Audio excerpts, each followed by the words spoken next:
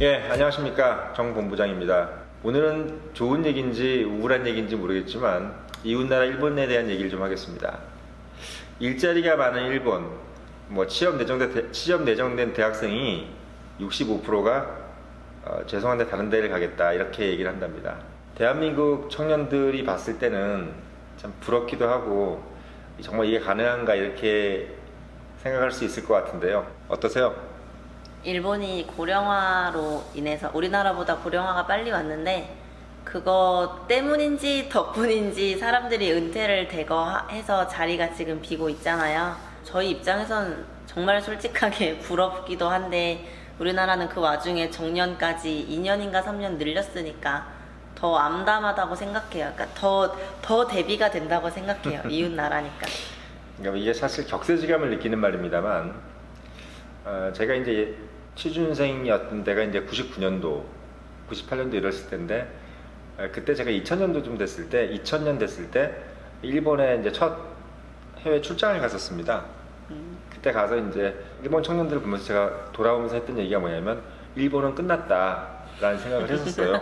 왜 그러냐면 일본 청년들의 눈에 빛이 안 나더라고요.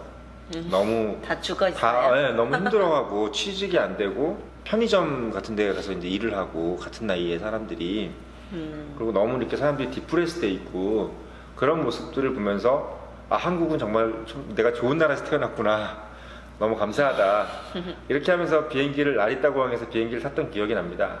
지금 17년 정도 지났는데 한국이 오히려 일본처럼 되어버렸고 일본은 지금 사람이 모자른 지금 상황이 됐다는 거에 대해서 참 기성세대로서 저도 여러 가지 참 생각을 하게 만듭니다.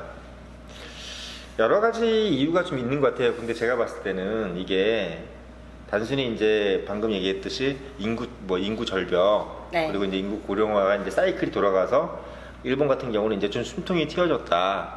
그러니까 은퇴할 사람도 은퇴 좀 하고 해서 숨통이 튀어진 거냐 이렇게 볼 수도 있고 또 한국은 이제 그쪽으로 가려면 마찬가지로 한 15년, 20년 지나면 우리도 그럼 이렇게 되는 것이냐 그렇게 될 수도 있을 수도 있겠습니다. 이제 아쉬운 거는 우리가 너무 좀 일본의 산업 구조를 좀 봤을 때 일본은 이제 일본 재벌 자체가 좀 우리랑 틀려요. 일본은 우리나라처럼 막 재벌이 편의점도 하고 이렇게 하진 않고 일본은 보면은 그 업종만 하더라고요. 보면 예를 들면 철강이면 철강, 중공업이면 중공업 그렇게 하면서 이제 재벌식으로 얘기가 되는데 우리나라는 정말 문어발이잖아요. 다 하니까 콩나물까지 하고 너무 많은 것들을 하고 중소기업들이 할 만한 것들을 다 하는 이런 구조 좀 틀리긴 한데 아무튼 일본이 규제가 있는 거죠. 다른 일본은 아니고 유럽의 어느 나라는 한 기업이 확장할 수 있는 범위가 3개 이상을 넘으면 과태료를 문댄다? 기업을 망하게 한다 했거든요. 사실 그게 정상적인 상식적인 사고가 아닌가 싶어요. 제가 봤을 때는. 그게 정상이죠. 근데 우리나라는 어떻게 보면 이제 지금까지 재벌 평형이란 말을 왜 한 거냐면 재벌들이 자본의 논리로 돈을 많이 가지고 있잖아요. 네. 근데 자본의 논리로 그 돈을 가지고 확장하기는 되게 쉬운 나라잖아요. 왜냐면 있겠지만 포카판에서는 좋은 패를 가지고 있는 사람이 돈을 버는 게 아니라 돈이 많은 사람들이 무조건 이기게 돼 있으니까. 그렇기 때문에 이제 그런데 제가 봤을 때는 이 재벌 구조, 일본의 재벌하고 중소기업의 어떤 임금 차이가 얼마 또 안 난대요. 그러니까 우리나라는 일본의 재벌은 우리나라 재벌과 같이 그렇게 문어발도 아닌 재벌인데 그 재벌 기업과 또 중소기업의 그 임금 수준이 얼마 차이가 안 나고 우리나라만큼 안 나는 거죠? 그렇죠. 아예 안 나진 않아요. 아예 안 나진 않죠. 근데 그러니까 예를 들면 중소기업이나 재벌이나 한 80% 정도 가나 봐요. 우리나라는 2배 차이 나잖아요. 거기다가 이제 또 재밌는 것은 일본은 중소기업 수가 상당히 많은 것도 있지만 강하대요. 그래서 얼마 전에 한 2, 3년 전인가요? 한번 놀랬지 않습니까? 3, 4년인가요? 일본 노벨 과학상 수상자가 중소기업의 과장인가 부장인가 그랬어요. 그러니까 우리나라 같으면은 지금 재벌 기업에 있는 부장 전무도 지금 상무 전무 이런 분들도 노벨 평화상, 노벨상을 못 받는데 일본 같은 경우는 중소기업에 있는 매니저 같은 사람들이 이제 노벨상을 받고 그만큼 어떻게 보면 강한 기술력을 가지고 있고 또 회사 자체에 안정성이 있다는 거죠. 그래서 실제로 중소기업을 들어가도 다 정년까지 일을 한답니다. 물론 일본도 이런 건 있대요. 대기업에 가면 막 좋아하고 우리나라가 똑같이 이제 명문대학 가면 와 그러고 그쵸. 그리고 이제 재벌 그룹 기업을 가면 와 그러고 대기업 가면 그렇게 좋아하는데 문제는 임금 차이는 그렇게 안 난다는 거예요. 근데 한국은 인식도 차이가 나는데 임금도 차이가 나고 임금이 2배가 차이가 나니까 네. 말이 안 돼요. 거기다 고용 안정성까지 차이가 나니까 그 사람들이 봤을 때는 마치 내가 대기업을 안 가고 중소기업을 가게 될 경우에는 사람이 다른 레벨의 사람처럼 보이잖아요. 그렇게 돼버리면. 근데 일본은 그 정도 수준은 아닌 것 같더라고요. 한국의 현실을 봤을 때 계약직 부분은 좀 어떻습니까, 조 팀장님? 예. 계약직 완전 쓰레기 대우를 받죠. 계약직이 정말 모든 걸 딱 놓고 봤을 때 알바만도 못한 대우를 받는 데가 많은 것 같아요. 급여뿐만 아니라 네, 네이버 웹툰의 열정페이인가? 제가 이름이 생각이 안 나는데 그 계약직을 다룬 웹툰이 있는데 그 사람이 실제로 추석 때 다른 사람들은 다 추가로 막 돈 받고 이랬는데 계약직은 배 하나 받았대요. 그래서 그런 현실도 참 암담하고 임금 차이도 너무 심한데 노예처럼 부리고 근데 대학생 취준생들은 다 그것도 아쉬우니까 그것도 어쨌든 일을 하면은 일을 안 하는 것보단 돈을 벌긴 벌고 경력이 되긴 되니까 그걸 또 하는 현실.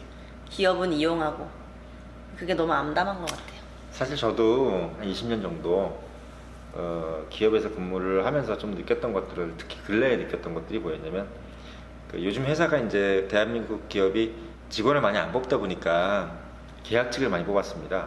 계약직을 많이 뽑는데 보통 계약직이라는 거는 원래 개념은 뭐냐면 내가 그냥 계약직으로서 책임을 많이 부여받지 않고 그냥 딱 근무 시간만 근무하고 좀 약간 프리하게 일을 하겠다. 원래 그런 개념인데 계약이니까. 우리나라는 계약직이 어떤 개념이냐면 정규직으로 가기 위한 전 단계예요.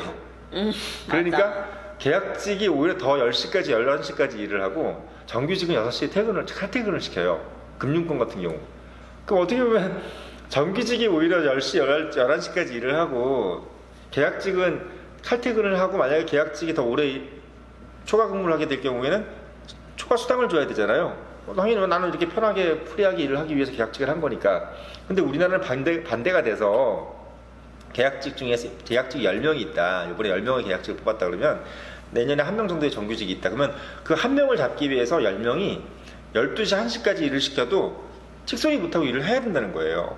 그럼 이게 말이 급여도 이제 계약직 급여를 받고 정규직보다 터무니없이 낮은 급여.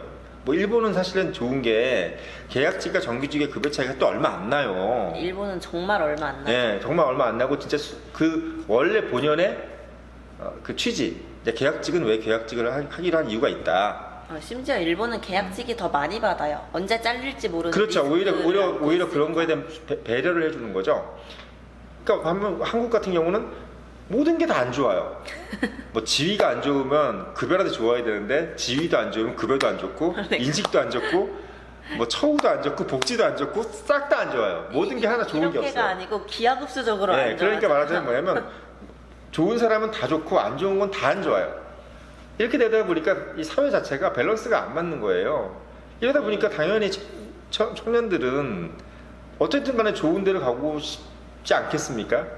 그러니까 정부가 저번에도 말씀드렸지만 정부가 이런 부분들 우리나라 리더 계층들이 이런 부분들을 균형 잡히게 만들어 주는 것이 정부의 할 일이고 우리가 골디락스라고 그러잖아요.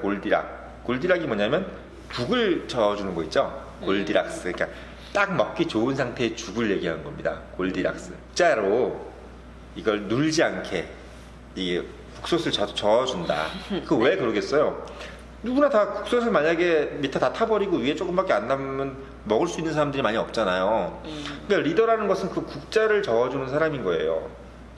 그래서 최대한 밑에가 놀지 않고 위에하고 아래하고 골고루 섞여서 국단지 안에 있는 스프가 최대한 많은 사람들이 먹을 수 있게끔 해줘야 되는데 한국 같은 경우는 이게 차이가 너무 나보니까 밑에는 다 타버리고 위에는 거의 막 익지도 않고 그래서 거의 가운데 있는 것만 먹고 그러니까 실제 더 많은 자원을 가지고도 그만큼 활용을 못하고 있는 것 같아요. 제가 봤을 때. 예. 그리고 아르바이트 문제도 요즘은 아르바이트가 최저를 안 주면 신고를 할 수가 있잖아요. 근로계약서가 예. 있으면. 근데 제가 대학교 1학년 때만 해도 벌써 그게 1, 2학번이니까 12년도인데 파리바게트 알바를 알아봤는데 파리바게트나 뭐 던킨도너츠 이런 모든 계열이 다 최저시급을 줘요. 근데 당시에 정말 정확하게 공고에 3개월인가 한 달 정도는 수습 사원 해가지고 수습 적용돼서 최저 시급의 70%만 준다고 적혀 있었거든요. 근데 그런 것도 이제 막 해결이 좀 되는 찰나인데 요즘은 파리바게트에서 그렇게 주면 신고당하니까. 근데 이런 모든 근무 환경 같은 게 기업도 정말 잘못을 하고 있는데 나라에서 너무 못 잡고 있지 않나라는 생각을 해요. 요즘 이제 경제신문 같은 거 보면은 요즘 경제신문이 사실은 너무 기업 편향적인 게 좀 있습니다. 사실 그래서 기업들은 또 경제신문을 보면 기업들은 뭐라 그러냐면 기업하기 어려운 나라 대한민국이 또 이렇게 나와 있어요. 그래서 사실 뭐 또 기업하시는 분들도 그렇게 생각하실 수 있습니다만은 저는 그 부분도 마찬가지라고 생각해요. 기업하기도 좋은 나라면서도 이런 취준생이라든지 어떤 근로자들도 좀 나름의 어떤 내가 그래도 적정한 대우를 받고 있다라는 느낌으로 갈 수 있게끔 충분히 할 수 있을 거라고 저는 생각을 해요. 그게 또 정책 이반자들의 일이고. 갑자기 이제 이 얘기를 하면서 여러분들 그 일본 유명 작가 이름 아시죠? 무라카미 하루키. 네. 그러니까 노르웨이 숲을 써서 이제 일학 스타가 됐고 지금도 뭐 인세가 어마어마하다고 하는데 노벨 문학상 못 받으셨더라고요. 일본 노벨 문학상 수상자가 3명인데 무라카미 하루키가 자기의 소설에 쓰는 남자 주인공의 공통점이 뭔지 아세요?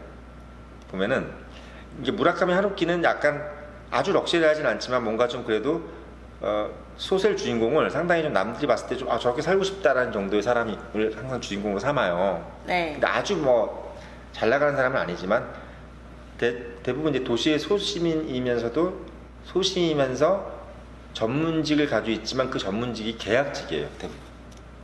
그 전문직도 뭐 변호사, 의사 같은 그런 전문직이 아니라 그냥 소소하게 예를 들면 뭐 웹툰 작가라든지 또는 뭐 카피라이터라든지 등등의 그런 어떤 아주 뭐 거창한 전문직은 아니지만 그런 전문 계약직을 가지고 있고 혼자 살고 뭐 미혼인데 40대 초반이든 30대 후반 정도 뭐 그러면서 그날 저녁에 보통 이렇게 표현하더라고요. 뭐 금요일 저녁에 자기 혼자 만찬을 즐길 수 있을 정도의 급여를 받고 있다.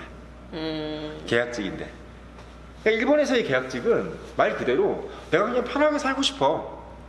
맞아. 근데 크게 뭐 내가 회사에 취직해가지고 막 사장 되고 뭐 전무, 과장, 부장, 전무되고 상무되고 뭐 이런 걸 바라는 게 아니라 나 그냥 도시에서 이 도쿄라는 도시에서 이 도시를 즐기면서 나 좀 자유롭게 살고 싶어하는 사람이 계약직을 하는 건데 한국은 정규직이 되기 전 단계가 돼버리니까 상당히 좀 어렵지 않겠는가 이런 생각 좀 아쉬움이 듭니다. 노예죠, 노예. 계약직보다 더 못한 게 인턴인 것 같아요. 인턴 생활까지 얘기하면 요즘 되게 많이 힘들어질 것 같은데 진짜 인턴 생활에 대해서 했던 경험을 한 몇 마디로 좀 요약하면 어떻습니까?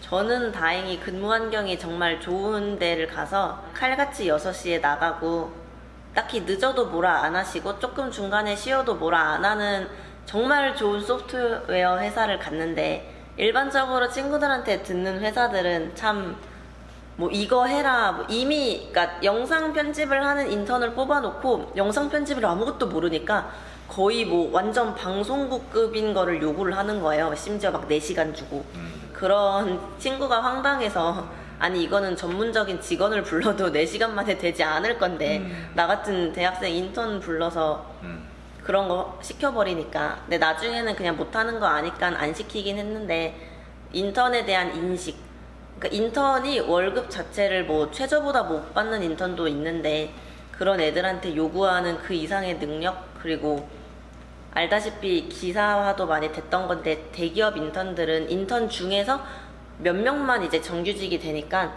걔네들이 야근을 자처해요. 그러니까요. 그리고 인턴이 아직 일을 못하고 경험이 없어서 그렇지 뭐 전반적인 아이디어나 마케팅 부분에서는 인턴들도 능력이 뛰어나다고 생각을 해요. 근데 그런 거를 기업도 알아서 그런진 모르겠는데 특히 기획 쪽이나 이런 데는 공고를 나중에 찾아보시면 제가 봤던 거는 라인이었는데 네이버 라인 있죠.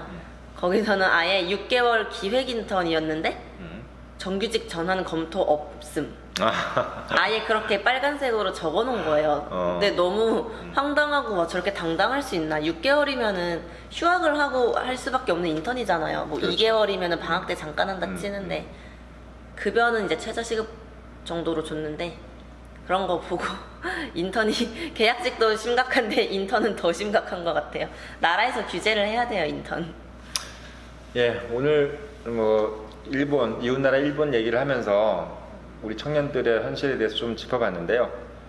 저는 그 뭐 재벌이든 대기업이든 중소기업이든 그리고 뭐 계약직이든 정규직이든 모든 기준이 그 개인이 자긍심을 가지고 살 수 있게끔 만들어주는 최소한 자긍심을 가지고 이 공동체에서 살 수 있게끔 하는 것이 저는 마지노선이 돼야 된다고 봐요.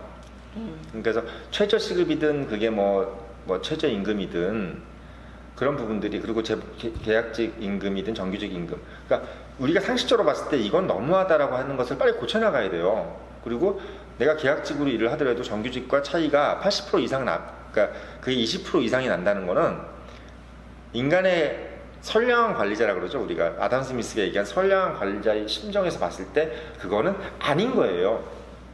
왜? 어떤 누구도 20% 이상이 넘어가는 차이에 있어서는 이거는 뭘 의미하냐면 내가 다른 차원에 있는 사람으로 인식되게 수가 있게끔 어떻게 보면 오해를 받게 할 수가 있어요. 내가 아예 B급이다 또는 뭐 C급이다. 그러니까 스스로를 어떻게 보면 자긍심을 무너뜨리는 조치죠, 사실. 그래서 저는 이렇게 생각합니다. 오늘 뭐 직통에서 하고 싶은 얘기는 기업의 크고 작음의 문제를 떠나서 그리고 어떤 계약직과 정규직 관계를 떠나서 우리가 개인의 자긍심을 무너뜨리는 정도의 그런 차이를 만들어서는 안 된다라는 말씀을 드리면서 오늘의 직통을 마치겠습니다.